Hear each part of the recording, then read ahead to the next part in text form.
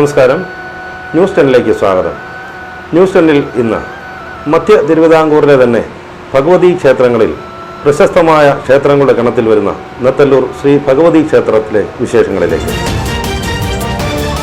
ചങ്ങനാശ്ശേരി നഗരത്തിൽ നിന്നും 14 കിലോമീറ്റർ കിഴക്കും കോട്ടയം നഗരത്തിൽ നിന്നും 18 കിലോമീറ്റർ തെക്കും മാറി കറുകച്ചാലിനടുത്ത് പ്രകൃതി സുന്ദരമായ ഗ്രാമാന്തരീക്ഷത്തിൽ സ്ഥിതി ചെയ്യുന്ന നെത്തല്ലൂർ ശ്രീ ഭഗവതി ക്ഷേത്രത്തിലെ വിശേഷങ്ങളുമായി ഞങ്ങളുടെ പ്രതിനിധി അരുൺകുമാർ തയ്യാറാക്കിയ റിപ്പോർട്ടിലേക്ക്. ഞാനിപ്പോൾ നിൽക്കുന്നത് ചരിത്രപ്രസിദ്ധമായ കറുകച്ചാൽ പട്ടണത്തിലാണ്.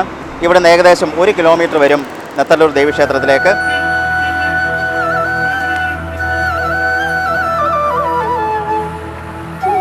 നമ്മുടെ നെത്തല്ലൂർ അമ്പലത്തിൽ ഉത്സവം അടുത്ത മാസം നടക്കുകയാണ്. ഈ കറുകച്ചാലിൻ്റെ അല്ലെ ചമ്പക്കരയിലെ തന്നെ പൊതുവായ ഒരു ഉത്സവമായിട്ടാണ് നമ്മളെല്ലാം കാണുന്നത്. നമ്മുടെ എല്ലാം കറുകച്ചാലിലെ ഓട്ടോ അല്ലെങ്കിൽ കറുകച്ചാൽ കടക്ക് വ്യാപാരികളുടെ സഹകരണ ഉത്സവത്തിനുണ്ട്. അത് പ്രധാനപ്പെട്ട ദേവിയുടെ അനുഗ്രഹം എല്ലാവർക്കും എല്ലാ ആണ്ടിലും ഉണ്ടാവട്ടെ എന്ന് ആഗ്രഹിക്കുന്നു. നമ്മുടെ നെത്തല്ലൂർ ഉത്സവമൊക്കെ ആയിരിക്കുകയാണല്ലോ. അതെ, അമ്പലത്തിനെ പറ്റിയും നമ്മുടെ നെത്തല്ലൂർ ദേവിയെ പറ്റിയൊക്കെ ഒരു അഭിപ്രായം പറയാം. നമ്മൾ നെത്തല്ലൂർ ദേവിയെ പറ്റി എന്ത് പറയാനാണ്? നമ്മൾ ജനിച്ച നാൾ മുതൽ ഈ നിമിഷം വരെ അമ്മ കഴിഞ്ഞിട്ടേ ഉള്ളൂ എല്ലാം. പിന്നെ ഉത്സവം 2 വർഷമായിട്ട് പണി നടക്കുകയായിരുന്നു.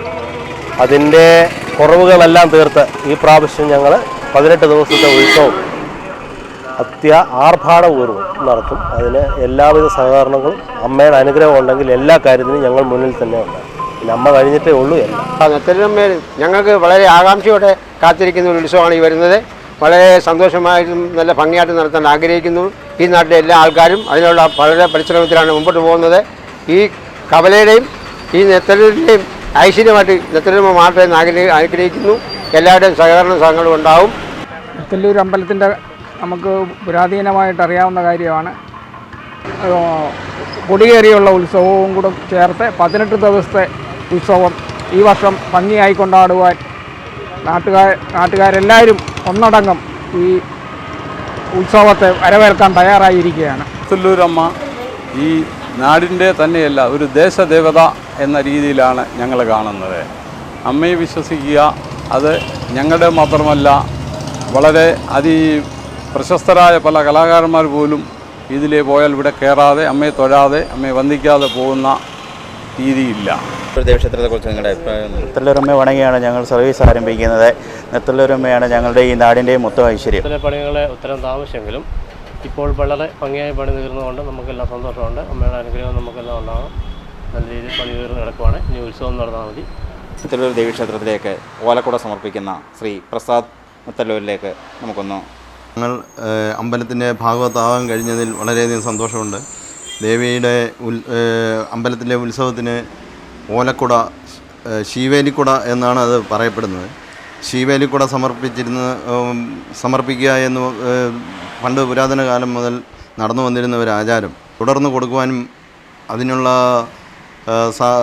സാഹചര്യങ്ങൾ അമ്മ കടാക്ഷിക്കട്ടെ എന്നും പറയുകയാണ്. ഉത്സവം ഇപ്പോൾ നമ്മുടെ പുനഃപ്രതിഷ്ഠാ മഹോത്സവങ്ങളാണല്ലോ നടക്കാൻ പോകുന്നത്. ഇപ്പോൾ എനിക്ക് തോന്നുന്നത് മെയ് 1-ാം തീയതി മുതൽ മെയ് 20-ാം തീയതി വരെയാണ് അതിൽ നടക്കുന്നത്. അതിനകത്ത് ഞങ്ങൾ ഡ്രൈവർമാരുടെ ഭാഗത്തു നിന്നുള്ള എല്ലാ സഹായങ്ങളും ദേവിയുടെ നാമത്തിൽ ഉണ്ടാകും എന്ന് ഞങ്ങൾക്ക് തീർച്ചയായിട്ടും പറയാൻ പറ്റും.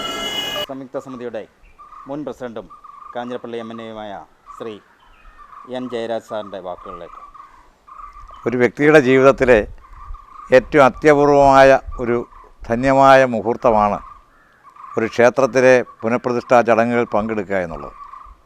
നമ്മുടെ നാടിനെ സംബന്ധിച്ചിടത്തോളം മെയ് മാസം 1-ാം തീയതി മുതൽ 18-ാം തീയതി വരെ നടക്കുന്ന നെത്തല്ലൂർ ദേവീക്ഷേത്രത്തിലെ ദ്വിതലപ്രാസാദ സമർപ്പണവും അതോടൊപ്പം തന്നെയുള്ള പുനഃപ്രതിഷ്ഠ കർമ്മവും ഒക്കെ തന്നെ നമുക്ക് തീർച്ചയായും ജീവിതത്തിൽ ലഭിക്കുന്ന അത്യപൂർവമായ ഒരനുഭവമാണ്.